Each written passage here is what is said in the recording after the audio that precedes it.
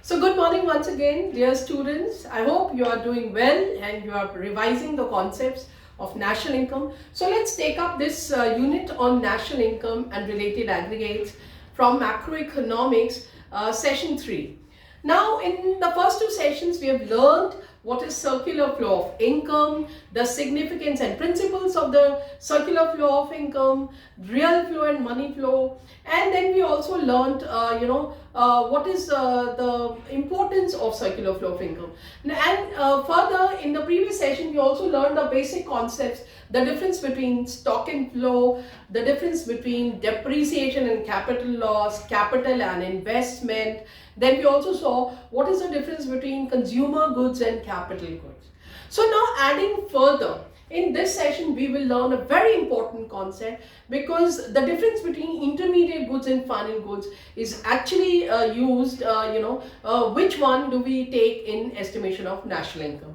So we generally don't take intermediate goods, but we take final goods when we measure national income national income. So now let's see the process, how it goes. So what is intermediate goods? Now intermediate goods, the definition has two parts. The first is that it is bought from one firm it is bought by one firm from another firm. And the second part is that how it is disposed. It is used to add value, or it is used for reselling. So what one firm buys from another firm is either used up in value addition to produce goods and services, or it is meant for reselling. So in both the cases, it is called intermediate goods. So intermediate goods, the definition goes like this. Intermediate goods are the goods that are purchased by a firm or a producer from another firm or a producer, and the firm who has purchased it disposes of or uses it for completely transforming into another, that is raw material to finished good, for getting used up in the process of production, or it is meant for reselling. Let's see a few examples. Milk purchased by a firm, milk purchased by a, say, school canteen or a restaurant, or vegetables purchased by a restaurant. So that is the purpose for purchasing vegetables by a restaurant, is that you transform it into the lunch or the dinner the food, and then you sell it, right? Then you serve it as dinner or lunch to the customers. So here, since the vegetables are being used up in the for transforming to final food and selling purpose, so therefore it is intermediate good. Whereas the vegetables purchased by a household, vegetable purchased by your teacher, by yourself, so as a student, so it is termed as final good, because the purpose is not reselling. So similarly, what is final goods? Final goods are the goods that are meant for final consumption or final investment. If it is purchased by a household, it is called final consumption. And if it is purchased by a producer to be used again and again in the process of production, then it is final investment. For example, machines. Machines purchased by a producer is meant for producing other goods and is meant to be used again and again, year after year. So it is not meant for resale. So that machine is called final good. Now children, let us further sum this up. So intermediate goods are the goods which are purchased by a firm from another producer for the purpose of transforming it to a good or service, or for the purpose of resale. Whereas final good is the good which is meant for the purpose of consumption, final consumption or final investment. Now, whether a good is intermediate good or final good depends on the end use of the good. Now we take up the HOTS question, higher order thinking question.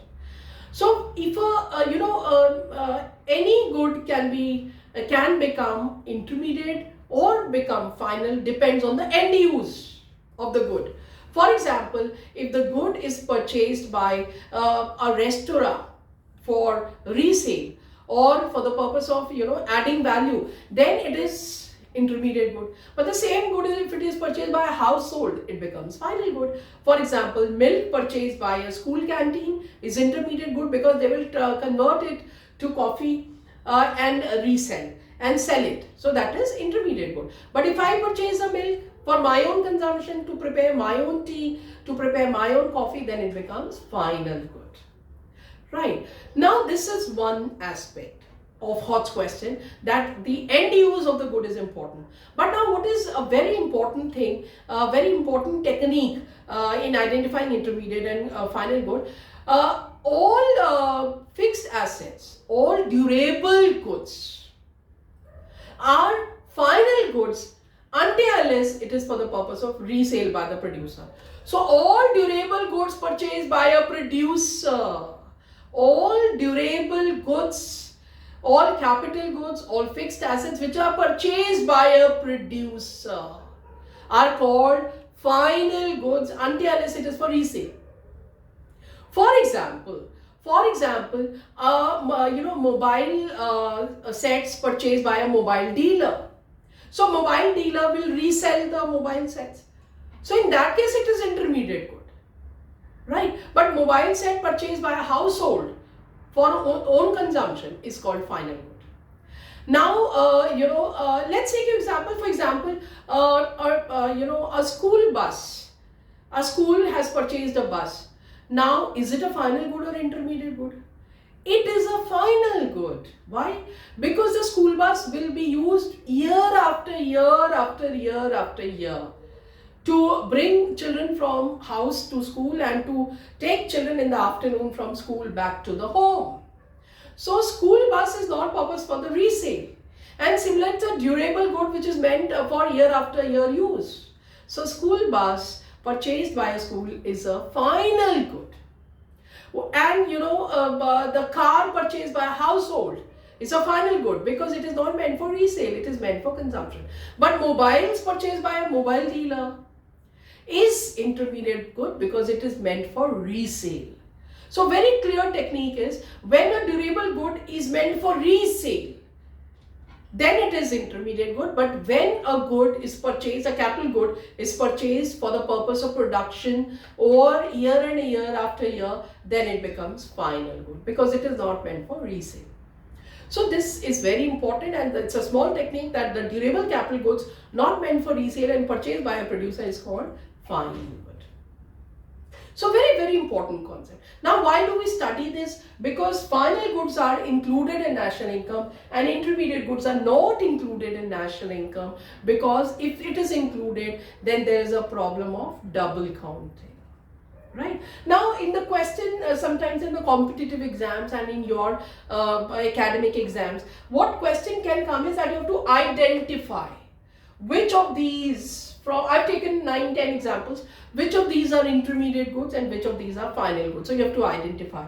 So milk used by school canteen is an intermediate good because it is meant for transforming it to coffee and tea and sell it to students and teachers, right? So milk purchased by school canteen, vegetables purchased by school canteen or a restaurant, then the cold drinks or samosas purchased by school canteen or the restaurant, these are all meant for the purpose of resale. So these are intermediate goods. Now a machine installed by a firm is a final good because it is not meant for resale, it is meant to produce more goods using these machines and is to be used year after year after year after year. So these are called final goods. Fertilizers used by a farmer. Now farmer is a producer, he will use fertilizer to produce crops and sell the crops to the consumers. So intermediate goods. But leisure time in spending kitchen gardening, when you're having your own little house garden in your house and you produce some crops there for your own family consumption, then it is what? Intermediate or final? Final good, right? Because it is meant for your own consumption, right? Then jute used by jute industry. So again, cotton used by cotton industry or jute used by jute industry, since they are using it as a raw material to convert it to final clothes, final cloth, clothes of our cotton or jute. So therefore this is intermediate good. They are using up and transforming it to final good.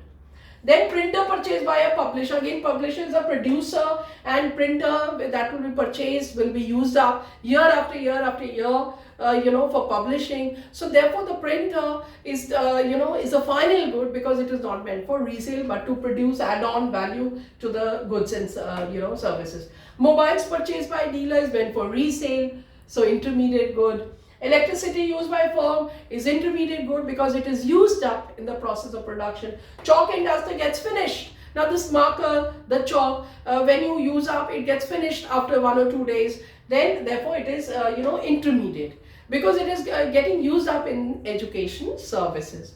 But this whiteboard, the whiteboard will be used year after year after year, and it is not meant for resale, so final good, right? Whether a whiteboard purchased by a college is a final good. Then computer installed in a firm or in a bank. So computers are again final good. Why? Because it will be used year after year after year, and it is not meant for resale, but it is to provide services. Now children, we start an important topic. What is an economic territory or a domestic territory? So economic territory refers to the entire set of geographical boundaries, the geographical area of a country where the government rules, where the government controls, and the area that allows the free flow of goods, people and capital. So this is called economic territory. So it includes all the political boundaries, territorial waters, airspace of a country. So territorial waters. So we have just finished this. Now so territorial waters, this includes territorial waters and airspace as well for a country. Then we have embassies located abroad. This also includes consulates and military establishments. So embassies, consulates and military establishments that are located abroad for a country, and but this excludes the foreign embassies that are located in this country. For example, if you take a case of India, so India's embassies abroad in Canada, India's embassy in China, India's embassy in London. So India's embassy in the foreign countries is a part of the political frontier, the economic territory of India, because our government rules in our embassies abroad, whereas the American embassy in India or China's embassy in India is not a part of economic territory of India, because that government rule in that embassy in our domestic territory. Now the third is the ships and aircraft. So our ships, India's ships and India's aircraft that goes to next destination to another country. So it is considered part of our domestic territory. Similarly, our fishing vessels and rigs and bells located abroad, our fishing vessels in the international waters. So if it is, it belongs to our domestic territory, because it is part of the government rule of our country. So this is what is economic territory. So children, we have learned a very, very important concept of what is intermediate good, what is final good, what is economic territory or domestic territory, and why do we do this? Because now in the next session we learn that all the production that takes place in the economic territory is part of the domestic income of that country. So see you next time.